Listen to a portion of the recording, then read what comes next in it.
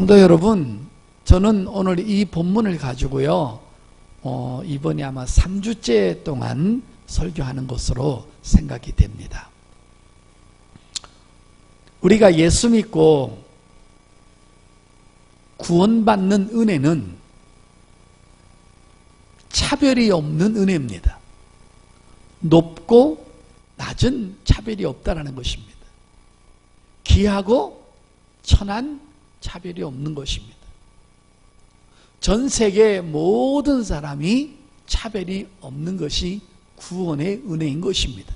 미국 사람이 구원받는 것도, 일본 사람이 구원받는 것도, 또 유럽 사람이 구원받는 것도, 아시아 사람도 구원받는 것도, 남자가 구원받는 것도, 여자가 구원받는 것도, 어린아이가 구원받는 것도, 나이가 드신 분도 구원받는 것도, 예수님을 구세주로 영접해서 구원받는 은혜는 차별이 없는 동일한 은혜인 것을 믿으시길 바랍니다.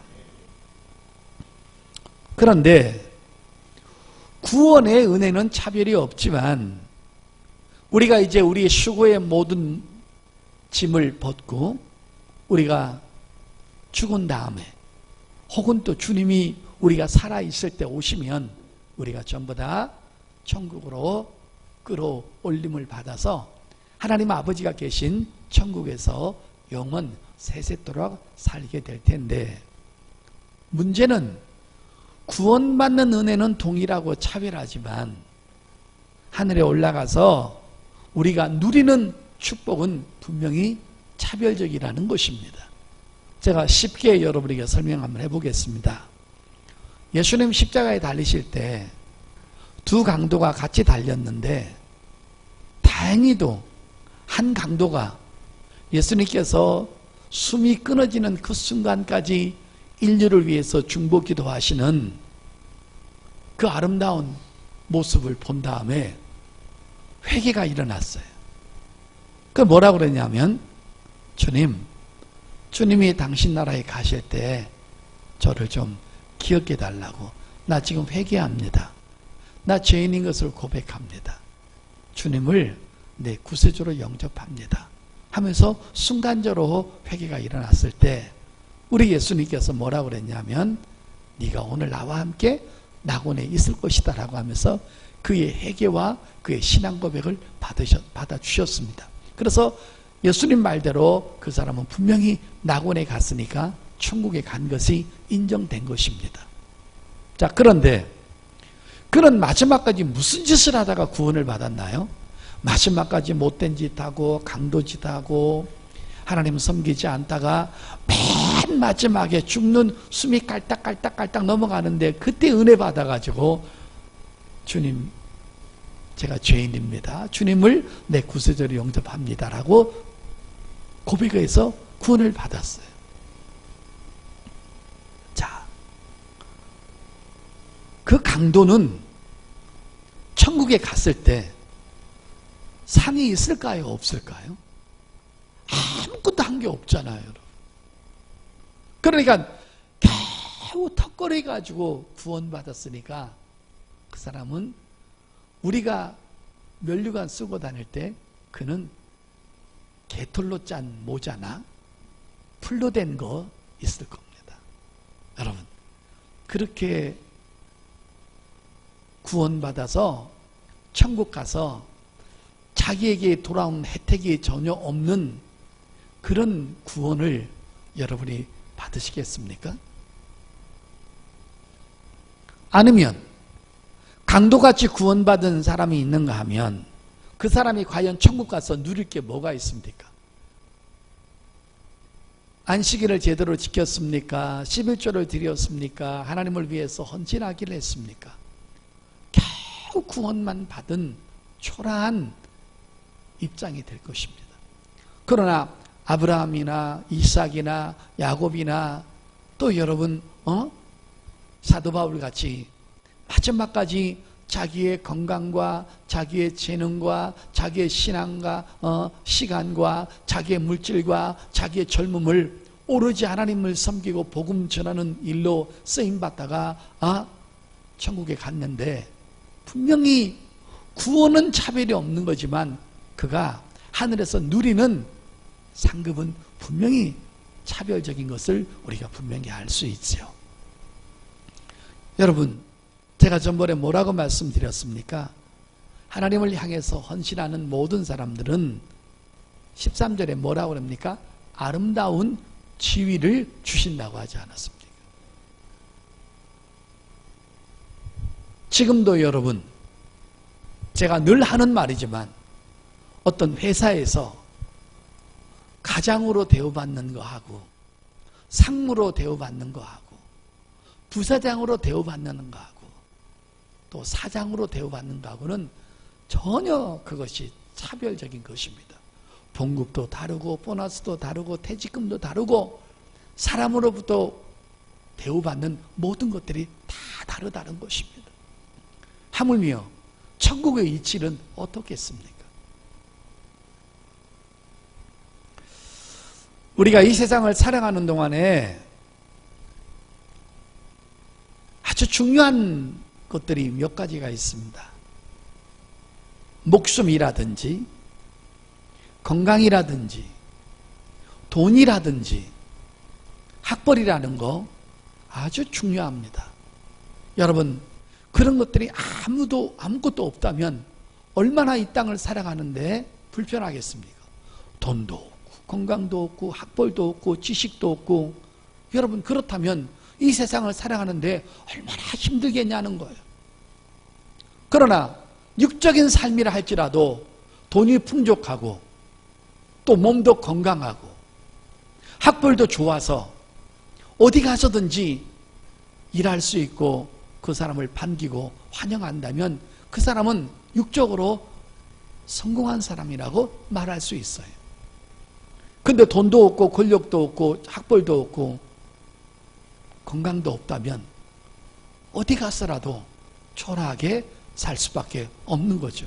그것을 당당거리고 떳떳하다고는 말할 수 없는 것이죠. 반면에 여러분, 영적인 삶도 마찬가지입니다.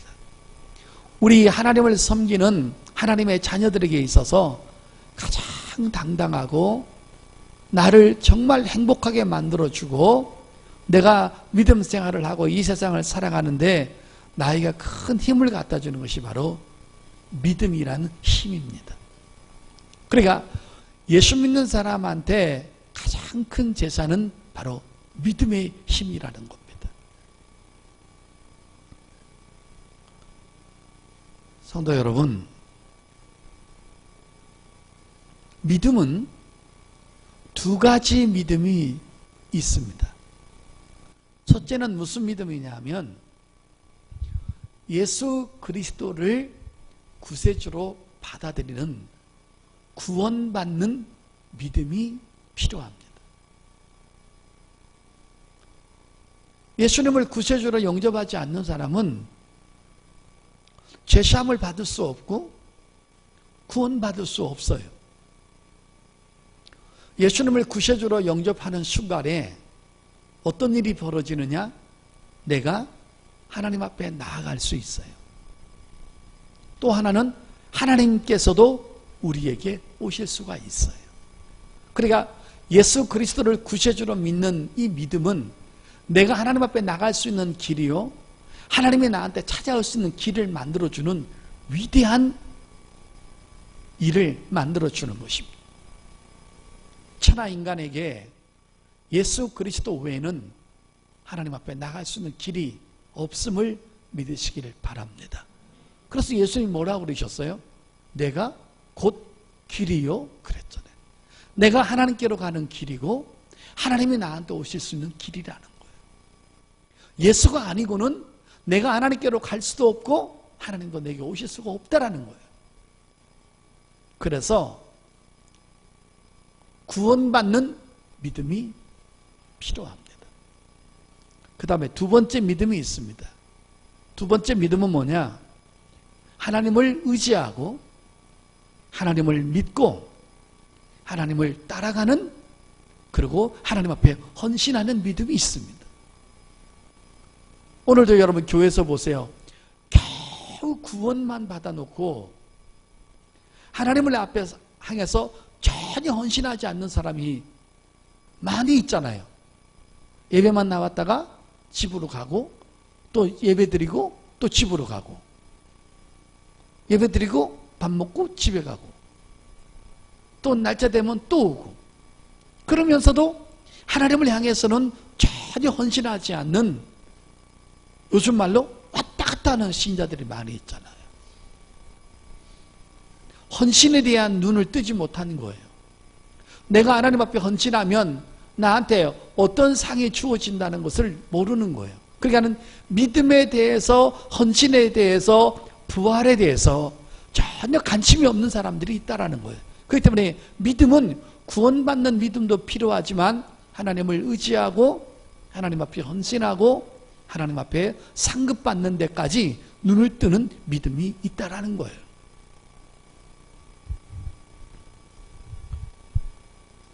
믿음이란 말은 무슨 말이냐? 하나님을 절대적으로 의지하는 마음을 말하는 거예요. 하나님을 아는 만큼 내가 하나님을 믿을 수 있고 내가 하나님을 믿는 만큼 하나님 앞에 도움을 받을 수가 있는 거기 때문에 우리 예수 믿는 사람한테 믿음은 큰 재산이 아닐 수가 없어요. 믿음이 죄를 이깁니다. 믿음이 세상 문화를 지배합니다. 그리고 믿음이 하나님을 향해서 헌신할 수 있도록 할 수 있는 원동력을 주는 것입니다. 그래서 우리 예수 믿는 사람의 큰 재산은 바로 믿음의 힘인 줄 믿습니다. 영적 생활에서 믿음을 빼버리면 아무것도 없는 껍데기만 남는 거예요. 오늘 여러분이 지금 믿음으로 예배드립니다. 믿음으로 기도합니다. 믿음으로 헌금 드립니다. 믿음으로 헌신합니다. 그런 것들이 전부 다 믿음의 터 위에서 운행되는 거예요. 영웅심으로 하는 것도 아니고 사람한테 잘 보이려고 하는 것도 아니고 남들이 하니까 나도 해보겠다라는 그런 열심으로 그냥 하는 게 아닌 것입니다. 내가 하나님 앞에 하는 이 모든 시간과 헌신들은 천국에 갔을 때 반드시 보상으로 내게 돌아온다는 그런 믿음의 터 위에서 저와 여러분이 함께 하나님 앞에 헌신하게 되는 줄 믿습니다. 영적 생활에서 성도 여러분 정말 중요한 것은 뭐냐면 우리가 하나님 앞에 헌신을 하게 되면 하나님이 보상을 하는데 그 보상은 두 가지 보상이 있습니다. 하나는 육적인 보상이 있고 그 다음에 부모가 하나님을 잘 섬기면 그 보상이 자기 때에 끝나지 않고 자식간 때까지 흘러가는 보상이 있습니다.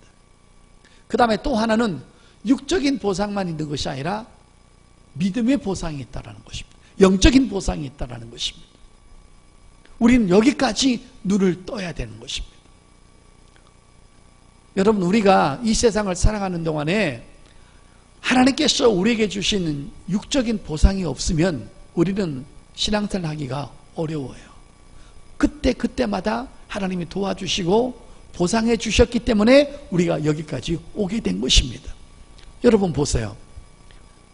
어느 날 누가복음 5장에 베드로가 밤새도록 고기를 잡았는데 고기 잡지 못하고 바깥으로 나와서 그물을 깃고 있는데 그물을 또 씻고 있는데 예수님께서 베드로한테 베드로야 네 배를 좀 빌려달라.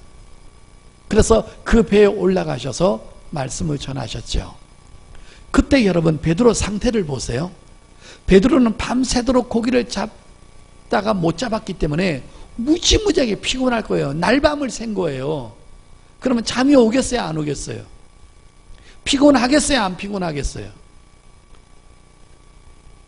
여러분 밤 암새도 잠자는데 가끔 응?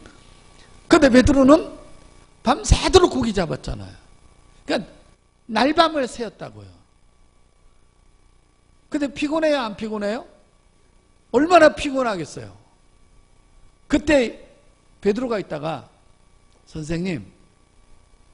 그때는 베드로가 아직까지 예수님을 주로 만나기 전이니까, 선생님, 제가 밤새도록 고기를 잡아서 잡은 것이 없어서 너무 몸이 지치고 막 눈이 내려오고 이러니까 다른 사람 배를 좀 빌리시고 저를 좀 양보해 주세요. 얼마든지 그럴 수 있거든요. 근데 베드로는 예수님께서 오셔서 하니까 거절할 수가 없는 거예요. 그러니까 여러분, 눈은 감기지요, 몸은 피곤하죠, 마음은 만신창이가 됐죠, 고기를 못 잡아가지고 집에 돌아갈 생각하니까 너무 힘들죠. 그런데도 그 피곤한 몸을 가지고도 예수님이 그 배에 올라가서 배 빌려달라고 하니까 배 빌려드렸잖아요. 자, 여러분, 그 피곤한 몸을 가지고 배를 빌려드렸더니만은 예수님 보상하시는 거 보세요. 그 배에다가 고기를 만선으로 잡아주셨잖아요. 그러니까 우리가 하나님 앞에 시간을 드리고 물질을 드리고 재능을 드리고 건강을 드리면 하나님께서 여러분 우리에게 큰 보상하신다는 것을 말해주고 있는 거예요. 여러분도 혹시 바닷가 한번 가보세요. 기다려보세요. 주님이 오시다. 얼른 빌려드리세요. 여러분, 이게 바로 육적인 보상이죠. 그 다음에 여러분, 열왕기하 4장에 보면 수넴 여자가 엘리사를 대접했죠. 자기 집에다 모셔놓고 방을 만들어서 책상 갖다 놓고 침대 갖다 놓고 늘 식사 대접하면서 엘리사 대접했죠. 근데 대접한 것으로 끝난 것이 아니라 다시 하나님으로부터 대접을 받지요. 나이가 많은 사람이고 부유한 사람인데 물질도 많고 권력도 많은데 뭐가 없어요? 아이만 없는 거예요. 근데 여러분, 아이를 주셨죠. 근데 그 아이가 죽었어요. 근데 또 살려줬죠. 그 다음에 어느 날 7년 동안 기근이 생겼어요. 엘리사가 피하라고 얘기를 했죠. 또 피했죠. 7년 동안 있다가 돌아왔더니만은 자기 논이랑 밭이 다 뺏겼죠. 또 다시 찾게 했죠. 그러니까 여러분, 하나님은 순간순간마다 우리한테 보상을 해주기 때문에 우리가 여기까지 올 수 있고 살 수 있었던 거예요. 때로는 힘들 때 위로하시고 앞이 깜깜할 때는 이끌어주시고, 이것이 바로 육적인 보상이라는 거예요. 할렐루야. 어떤 목사님이 설교를 잘못해가지고 총회 재판국에 끌려가서 신문을 받았다는 것입니다. 그게 뭐냐면, 어떻게 설교를 했냐면, 천국에 가면 그만이고 천국은 좋은 건데 천국은 다 동일하게 있는 것이지 뭐 일한 대로 상급을 받냐고, 그런 거 없다고. 그래서 여러분, 심각한 문제가 발생됐잖아요. 여러분, 만약에 천국 가서 상급도 없고 다 동일하게 살 것 같으면 이렇게 헌신할 필요가 뭐가 있어요? 여러분, 나도 구원받고 여러분 구원받았어요. 그러면 남의 설교집이나 베끼고 주석에 나와 있는 거 옮겨 적어가지고 그냥 읽어주고 그냥 설교하면 되지. 뭐하러 몇 시간 며칠씩 책상에 앉아서 연구하고, 연구한 다음에 A4 용지에 서너 장에 또 옮겨 쓰고, 또 그걸 또 마지막에 또 요점 정리하고, 그 다음에 그걸 또 공책에다 노트에 올려서 옮겨서, 뭐하러 그렇게 애를 쓰고, 그것도 모자라가지고 어떤 말씀 전할까요? 기도하고, 만들어지면 성령으로 구워서 저들 영혼 속에 들어가야 되니까 성령이 도와달라고 몇 시간 기도하고, 그 짓을 할 필요가 뭐가 있냐는 거예요.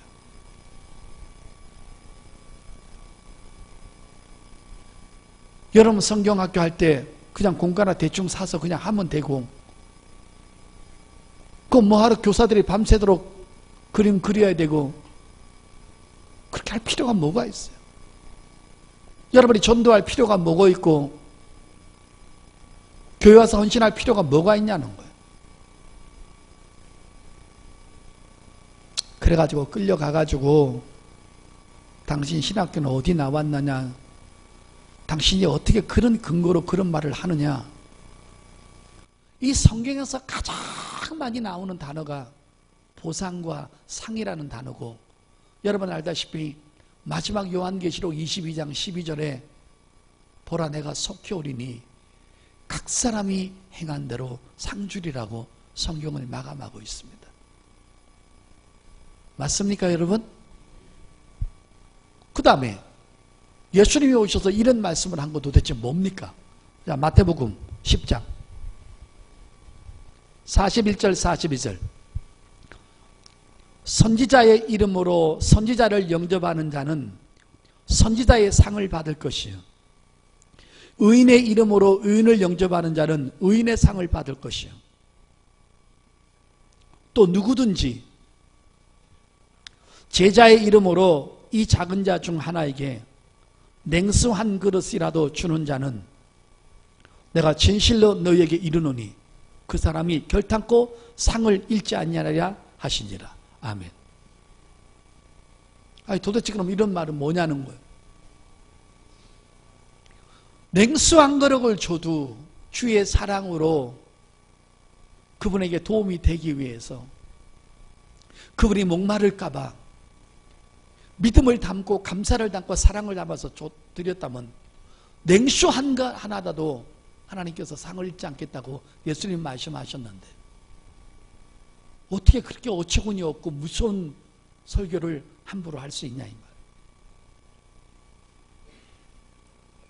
오늘 냉수 한 그릇 줘도 상을 잃지 않는다고 했는데 우리 영상선교에서 주일날 물 올려가지고 사람들한테 줘서 그 사람이 그것을 받아 먹어서 그 사람이 예수를 믿든 안 믿든 하늘에 가면 야, 너 그렇게 얼음 올려가지고 줬는데 그 사람이 물만 퍼먹었지 예수 안 믿었으니까 네가 냉수 준 거 헛거다.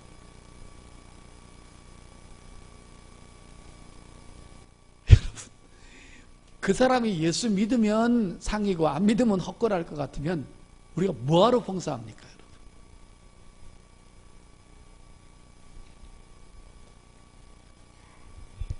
믿고 안 믿는 것은 그 사람의 의지고, 우리가 주의 사랑을 가슴에 품고 한 영혼이라도 한 마음이라도 예수 사랑을 전하고자 하는 그 마음까지라도 그 동기까지라도 주님은 다 헤아려 주시는 줄 믿습니다. 그래서 하나님, 여기서 집사라는 말, 집사의 일을 잘 감당했다는 말은 예배만 들어가 아무것도 안 하고 왔다 갔다 일생을 허비한 사람을 말하는 것이 아니라 하나님을 향해서 자기가 갖고 있는 은사를 가지고 헌신했던 사람을 집사라고 말하는데, 그렇게 헌신한 사람은 천국에서 아름다운 지위를 준다고 그러죠. 천국에서 누리는 보상을 하나님이 주시겠다는 것입니다. 그 다음에 우리 하나님 앞에 헌신하면요, 오늘 디모데전서 3장 13절에 나와 있는 것처럼 하나님이 이제 영적인 보상을 합니다. 그게 뭐냐면 믿음의 큰 담력을 주신다는 거예요. 그러니까 우리가 헌신하면 헌신할수록 하나님께서 우리에게 더 큰 믿음을 우리에게 주신다는 거예요. 그래서 이 믿음이 은사라는 것입니다. 이거 아주 정말 중요한 내용이거든요. 자, 고린도전서 12장 9절 보세요. 8절 9절.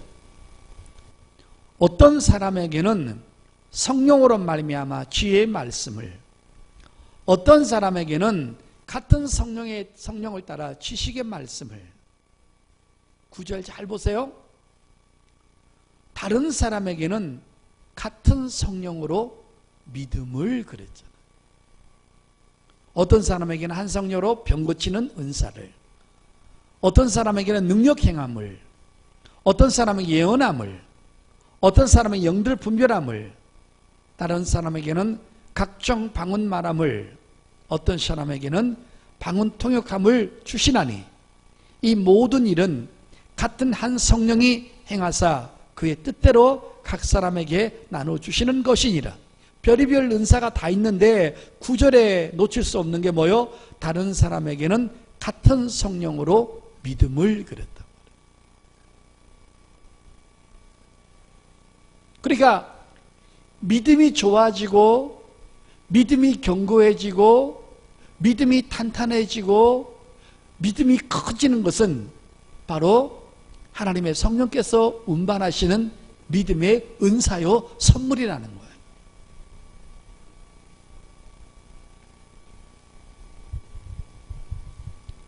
그런데 여러분, 이 믿음이 언제 커지느냐? 믿음이 언제 더 견고해지느냐? 믿음이 어느 때 더 완성된 믿음이 되고 완벽한 믿음이 되어서 하나님을 기쁘시게 하는 믿음으로 성장하느냐? 내가 하나님을 향해서 계속 헌신하면 하나님은 헌신할 때마다 계속 믿음을 주신다는 거예요. 육적인 보상만 주는 것이 아니라 영적인 보상을 주신다는 거예요. 할렐루야. 그래서 순종하는 영역이 더 깊어지고 순종하는 영역이 더 넓어지고 하나님 앞에 헌신하면서 행복해하고 늘 기쁨으로 할 수 있도록 하나님께서 계속 믿음을 운반해 주신다는 거예요. 그래서 성령으로 말미암아 어떤 이에게는 믿음을 그랬죠.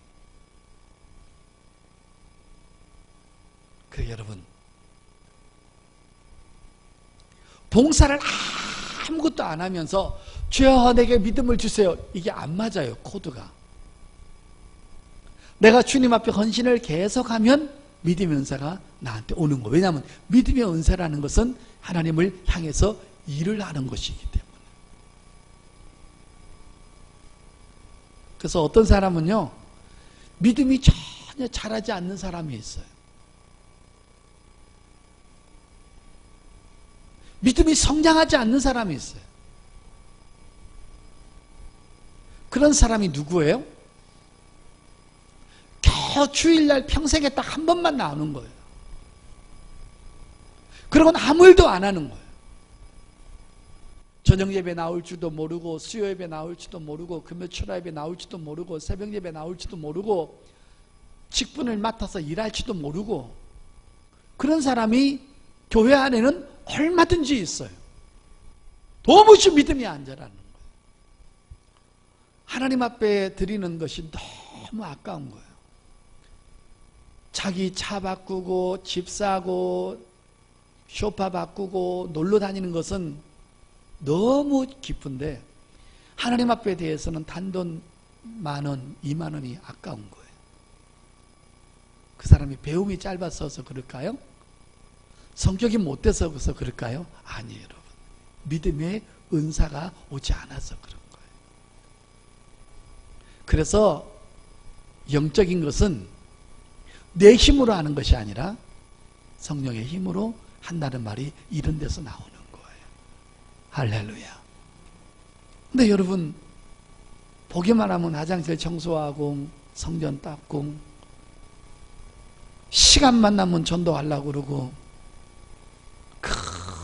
추울 때나 여름 때나 전도하면서 그렇게 행복하고 즐거워한다는 것은 여러분에게 하나님의 성령께서 믿음을 운반하고 있다라는 거예요. 믿음의 은사가 왔다라는 거예요. 할렐루야. 그래서 여러분, 또 신앙생활 하다 보면 무지무지한 큰 위기와 환난을 당할 때가 있어요. 그래도 믿음이 무너지질 않는 거예요. 좌절하지 않는 거예요. 포기하지 않는 거예요. 하나님 앞에 원망하지 않는 거예요. 낙심하지 않는 거예요. 끝까지 내 마음속에 믿는 구석이 있어서 하나님은 선하신 분이기 때문에 지금까지 내가 기도한 것을 들으셨고 내가 기도하는 모습을 보셨고 내가 헌신하는 자세를 보셨으니 하나님은 언젠가는 나를 도와주시고 나를 웃게 하실 거라는 하나님에 대한, 하나님을 향한 마음이 변하지 않는 거예요. 이런 사람들이 바로 믿음의 은사가 온 거예요. 여러분, 저는 오늘 성경에서 정말 큰 믿음의 은사가 온 사람을 한 사람 소개하려고 그래요. 그것도 부부가. 자, 로마서 4장 보겠습니다. 17절부터 24절까지. 기록된 바 내가 너를 많은 민족의 조상으로 세웠다 하심과 같으니 그가 믿은 바, 지금 부부가 믿는 게 뭘 믿나 보세요. 믿은 바 하나님은 죽은 자를 살리시며 없는 것을 있는 것으로 부르시는 이시니라. 사람은 죽었다가도 살릴 수 있다는 게 하나님의 전능성을 믿는 거예요. 얼마나 큰 믿음입니까? 믿음의 은사가 온 거예요, 안 온 거예요? 온 거예요. 계속 헌신하니까 이렇게 큰 믿음이 온 거예요. 그 다음에 또 18절에 아브라함이 바랄 수 없는 중에 바라고 믿었으니 이는 내 후손이 이같들이 하신 말씀대로 많은 민족의 조상이 되게 하려 하습니다. 하나님의 신실성을 믿는 것. 첫 번째는 전능성, 두 번째는 신실성. 왜? 이때 아브라함이 아이가 있었어요, 없었어요? 없었어요. 그런데도 나는 믿음의 조상이 될 것이다. 왜? 하나님이 그렇게 하셨으니까. 이 사람은 머리끝부터 발까지 믿음으로 완전히 똘똘똘 뭉쳤어요, 여러분. 아마 제 생각인데요, 아브라함을 눕혀놓고 휙 굴리면 이런 소리 날 거예요. 믿음, 믿음, 믿음. 아멘. 떼굴떼굴 굴러가도 믿음으로 굴러갈 거예요. 응?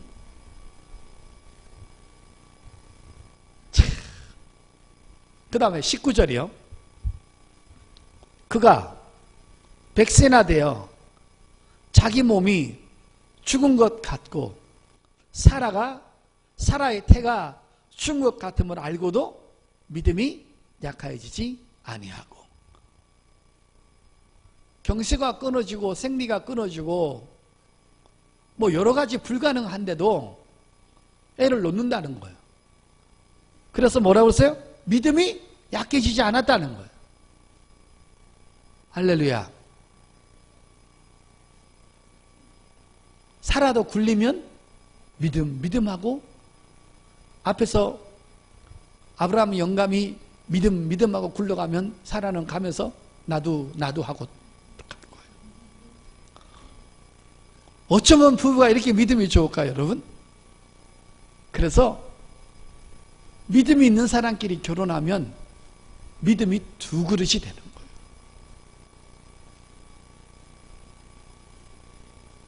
그 다음에 또 20절에 믿음이 없어 하나님의 약속을 의심하지 않고 믿음으로 견고하여 져서 하나님께 영광을 돌리며 약속하신 그것을 또한 능히 이루실 줄을 확신하였으니 그러므로 그것이 그에게 의로 여겨졌느니라. 아멘. 계속 믿음 얘기야. 영감님은 죽은 자를 살리는 하나님을 믿고, 할멈은 경수가 다 끊어져도 나는 믿음의 조상이 될 것도 믿고, 그러고도 믿음이 약해지지 않는 거예요. 영감, 몸은 늙은데 믿음은 점점점 불어나는 거예요. 대단하죠, 여러분? 근데 여러분은 몸은 무지무지하게 건강해. 막 알통도 우락부락 나오고. 근데 믿음이 없는 사람이 있어. 우리는 건강하게도 하고 믿음도 충만해졌으면 좋겠어요. 할렐루야. 믿음이 약해지질 않는 거예요.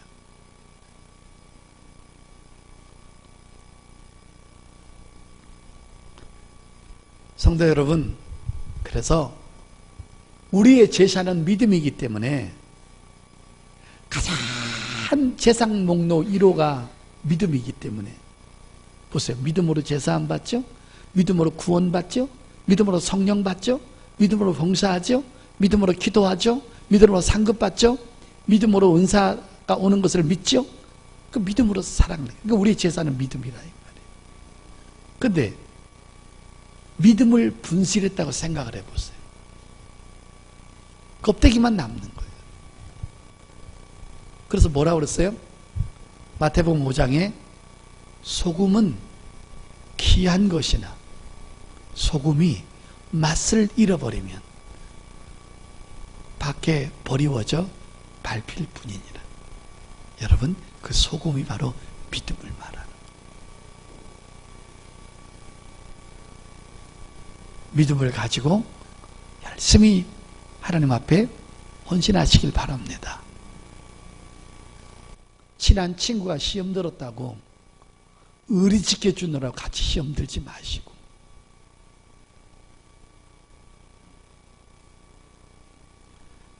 성도 여러분, 이렇게 믿음을 가지고 나는 나대로, 여러분은 여러분대로 열심히 일을 하는데, 이 아브라함 사라 못지않게 죽는 그날까지 혼신을 다해서 믿음으로 일한 사람이 바로 사도 바울입니다. 내가 전제로 부어졌다 그러잖아요. 그 사도 바울이 마지막에 우리한테 기가 막힌 귀감이 되는 영적인 말씀을 하나 남겼습니다. 자, 고린도전서 15장 58절 마지막으로 찾고 설교 마감하겠습니다. 그러므로 내 사랑하는 형제들아, 견실하며 흔들리지 말고 항상 주의 일에 더욱 힘쓰는 자들이 되라. 이는 너희 수고가 주 안에서 헛되지 않는 줄 암이라. 아멘. 신앙이 흔들리지 말라는 거예요. 믿음이 흔들리지 말라는 거예요. 누구 때문에 봉사를 쉬지 말라는 거예요. 누구 때문에 상급 뺏기지 말라는 거예요. 오늘도 믿음이 없는 사람은 누가 꼴보기 싫어서 중단하는 사람이 얼마나 많아요. 그러지 말라는 거예요. 성도 여러분, 우리 열심히 하나님 앞에 믿음의 터 위에서 육적인 상급과 영적인 상급, 내가 영적으로 일을 하면 할수록 하나님이 주시는 가장 귀한 선물, 믿음의 담력을 더 크게 허락하십니다. 육적인 보상보다 영적인 보상, 믿음을 주시는 상이 더 큰 줄 믿습니다. 우리 열심히 하나님 앞에 헌신하고 달려갈 수 있기를 예수님의 이름으로 축복합니다.